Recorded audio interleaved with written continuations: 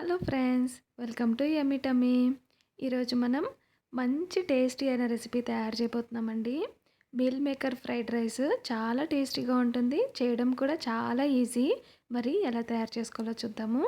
ముందుగా గిన్నెలో 2-3 గ్లాసులు నీళ్లు పోసి దాన్ని బాయిల్ చేసుకోవాలండి. ఇలా మరిగిన తర్వాత ఫ్లేమ్ ఆఫ్ చేసేసుకుని ఇప్పుడు ఇందులో 1 కప్పు మీల్ మేకర్ని వేసుకోవాలి. కొద్దిగా ఉప్పు యాడ్ చేసుకుని ఒక 10 నిమిషాల పాటు దీన్ని నానబెట్టుకోవాలండి. మనము మిల్ మేకర్ కుక్ చేయట్లేదండి. అందుకే స్టవ్ ఆఫ్ చేసుకున్నాక వేడి నీళ్ళలో నానబెట్టాము. తర్వాత వేడి నీళ్ళు తీసేసుకుని చన్నీళ్ళు యాడ్ చేసుకుని ఇప్పుడు ఈ మిల్ మేకర్ ముక్కల్ని గట్టిగా ప్రెస్ చేసేసుకోవాలండి. ఈ ముక్కల్లో ఉన్న ఎక్సెస్ వాటర్ అంతా కూడా తీసేసుకోవాలి. ఈ విధంగా తీసుకున్నాక పక్కన పెట్టేసుకుని ఇప్పుడు మనం ఒక బౌల్ తీసుకుని ఈ మీల్ మేకర్ ముక్కల్ని అందులో యాడ్ చేసుకోవాలండి. ఇప్పుడు ఇందులో 1 టేబుల్ స్పూన్ కారం వేసుకుని ఉప్పు రుచికి సరిపడినంత, ధనియాల పౌడరు 1 టేబుల్ స్పూన్ వేసుకోవాలి. ఇప్పుడు ఒక 2 టేబుల్ స్పూన్లు బియ్యం పిండి వేసుకుని మరో 2 టేబుల్ స్పూన్లు కార్న్‌ఫ్లోర్‌ని యాడ్ చేసుకోవాలండి. బయట అయితే మైదా వేస్తారండి. మనం మైదా వేయట్లేదు. అందుకనే బియ్యం పిండి యాడ్ చేసుకున్నాము.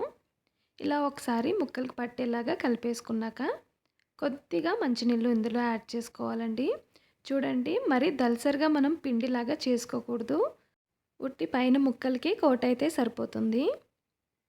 చూడండి, ఈ విధంగా ఒకసారి కలిపేసుకున్నాక ఇప్పుడు మనం కొద్దిగా రెడ్ ఫుడ్ కలర్ యాడ్ చేస్తున్నాము. ఇది కంప్లీట్గా ఆప్షనల్ అండి. ఇష్టం లేకపోతే అవాయిడ్ చేసేయచ్చు. ఇలా కలిపేసుకున్నాక ఇప్పుడు మనం ఆఖరిగా 1 టేబుల్ స్పూను అల్లం వెల్లుల్లి పేస్ట్ వేసుకుని ఈ ముక్కలకి పైన కోట్ చేసుకోవాలండి. మంచి టేస్టీగా ఉంటాయండి. ఈ విధంగా కలిపేసుకున్నాక ఇప్పుడు మనం కడాయిలో నూనె వేడి చేసుకుని ఒక్కొక్కటిగా ఈ ముక్కల్ని యాడ్ చేసుకోవాలి. నూనె వేడిగా ఉండాలండి. మనకి మిల్ మేకర్ కుక్ అవ్వడానికి ఎక్కువ టైం తీసుకోదండి. ఒక 2-3 నిమిషాల్లోనే కుక్ అయిపోతాయి. మంచి టేస్టీగా ఉంటుందండి. చాలా డిఫరెంట్‌గా ఉంటుంది.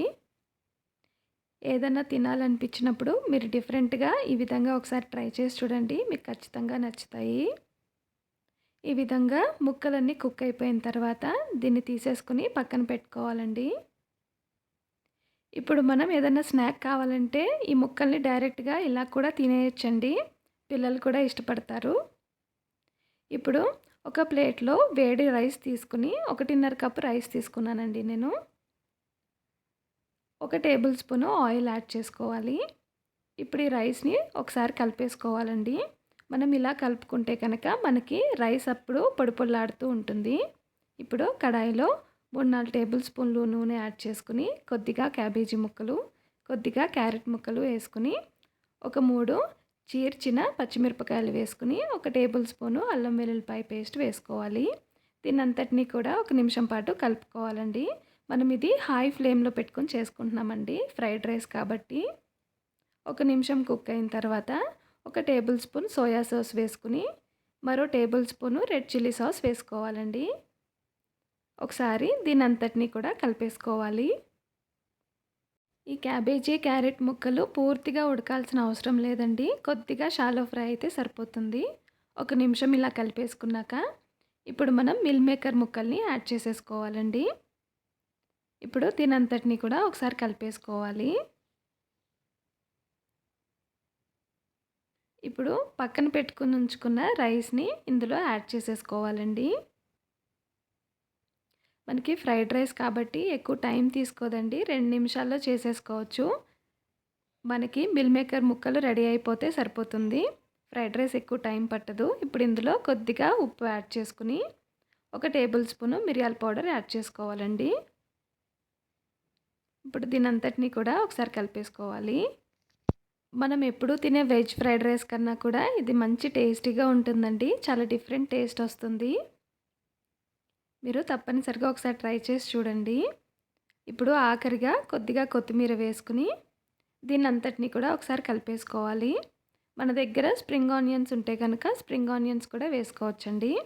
ఇప్పుడు సర్వింగ్ బౌల్‌లో తీసుకుని వేడివేడిగా సర్వ్ చేసేసుకోవడమే. సింపుల్ అండ్ టేస్టీ అండి. మీరు ట్రై చేసి కమెంట్ బాక్స్‌లో కమెంట్ చేసి చెప్పండి. వీడియో నచ్చితే లైక్ చేసి సబ్స్క్రైబ్ చేయండి.